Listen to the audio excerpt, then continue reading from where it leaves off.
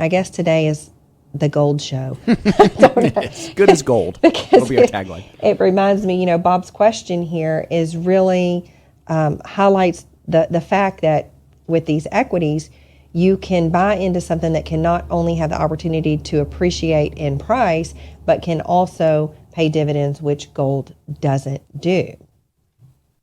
Yeah, Shanna, you're exactly right. These are all warning signs for something that is not morally wrong to invest in. We just believe it's unwise.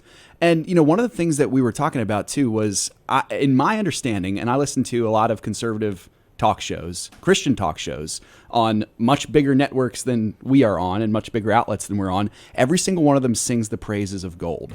And we were saying, Shanna, it seems like they are literally bought in to gold. And so we're trying to offer just a different perspective that we believe is a wise perspective, that being well diversified is the way to go and not putting your hope in any physical thing that's shiny. I mean, let's face it, that's part of the allure of gold is it looks pretty. That's why people for thousands of years have loved it so much.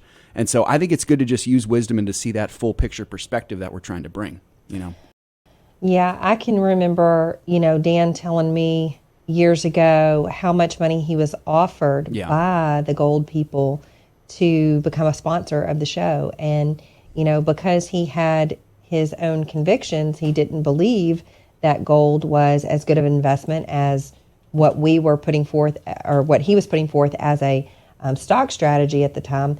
He said no, he refused the money. So you also have to think about, if those ministries are recommending gold, they're probably getting some revenue from the gold people. And I really respected Dan for sticking to his convictions.